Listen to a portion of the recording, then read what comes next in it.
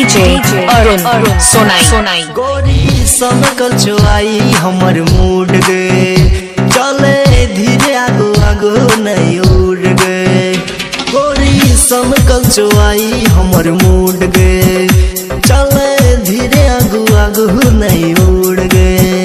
बाजे मैथिली समझी नहीं इंग्लिश गे बाजे मैथिली समझी नहीं इंग्लिश गे। जल्दी कह देबही कि हमरा किस गे बाजे मैथिली समझी नहीं इंग्लिश गे। जल्दी कह देबही कि हमरा किस गे। डीजे अरुण सोनाई डीजे बिट्टू मलंगिया मधुबनी 77 याद छौ जे बचपन में संग संग पढ़े छोट छोट बात बजे घड़ी घड़ी लहरे।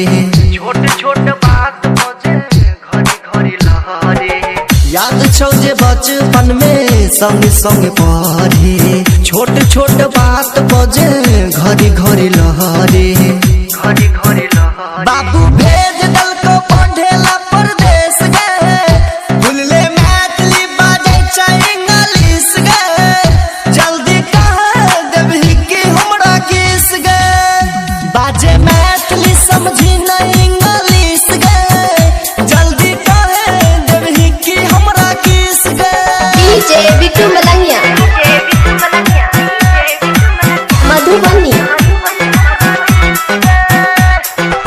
अभी आप सुन रहे हैं जय श्री कैसेट कंपनी की प्रस्तुति। डीजे अरुण सोनाई सावरिया देवानंदन के बात गोरी माने हो या नहीं के विचार जल्दी ठाने। हो या नहीं के विचार जल्दी ठाने। मतलबी दिवाकर के बात गोरी माने हो या नहीं के विचार जल्दी ठाने। जल्दी कह बजबही कि पुलिस गे। जल्दी कह बजबही कि पुलिस गे। देबही मंगनी कि लेबही गोरी फीस गे। एहन मौका करने रानी मिस गे। राजू कह देबही कि हमरा किस गे। गोरी समकल चुआई हमर मूड गे चले धीरे आगो आगो नहीं उड़ गे।